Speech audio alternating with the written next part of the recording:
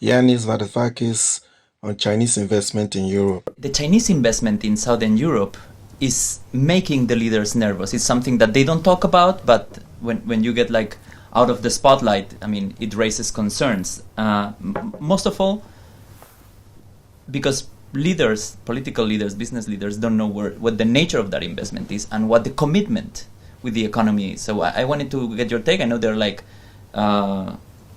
conversations going on between like major Greece technology companies and Chinese companies, very recent. So what is the quality of this commitment? My experience with the Chinese, and I negotiated with them a deal that was monographed but never in the end signed, which would have been absolutely astonishingly good for Greece, tells me that they are immensely self-serving, as they would, but at the same time they have a quality that we need in Southern Europe. Actually, I think everybody needs to have foreign direct investment by patient investors.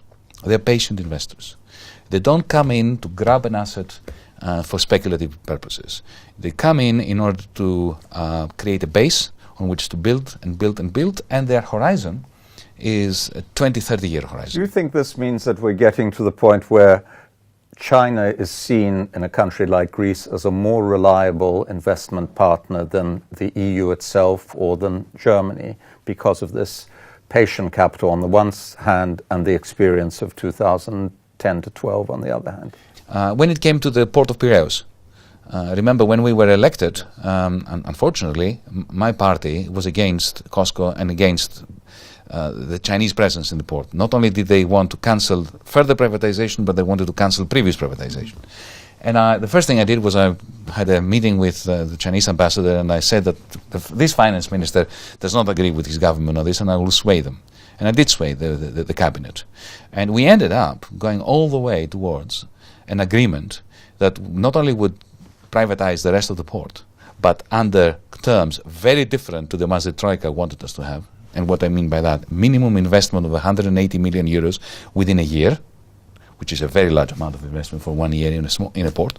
Secondly, labor relations that were not precarious and which were not haphazard, with collective bargaining agreements to satisfy the trade unions.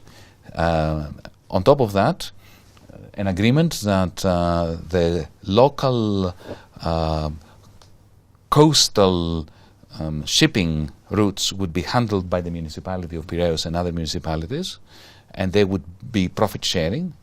It's a fantastic deal. So they are very keen to get seriously down to business with you if you are also keen to do this. Now, the aside to this is that this didn't go through because Berlin intervened and sent a message to Beijing: don't deal with the Greeks until they sign our MOU. But this is a sad story for the European. That's a very sad story, a very interesting one. Yes. And definitely. I totally agree that Greece should actually get the money from the Chinese or wherever they can get the money from. It's not a question of money. It's a question of It's a capital. question of investment. Investment. It's not the same thing. We needed the technology as well. This is not just money. Yeah. If you throw money at Greece, Europe has been throwing money at Greece for many years. What Europe has not done with Greece is to do what the Chinese were prepared to do, to come there with their workers, with their engineers, and actually do some serious work. I mean, to make a fair comparison between China and Europe on the other side, on the political level, you have to say that the patience of the Europeans with the difficulties of Greek is not very short-sighted. So there's we have many years have patience with Greek, and there's this kind of solidarity which is there despite of all the problems, which comes from Europe, and you don't see this on the Chinese level.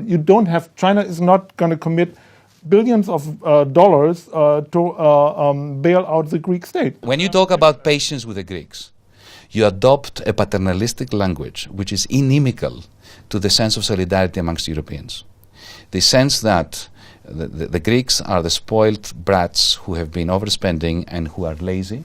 I know lots of Greeks who are like that, but I know lots of Germans as well. You know, all the bankers in Frankfurt should have been imprisoned as a result of what they've been doing against your own nation. Do you want us to start talking about our patience with the Frankfurt bankers? We can. But this is toxic discussion. It's about time Europe and Europeans start well, we turn a page and we address our problems as common problems, not as problems that one nation has with another nation.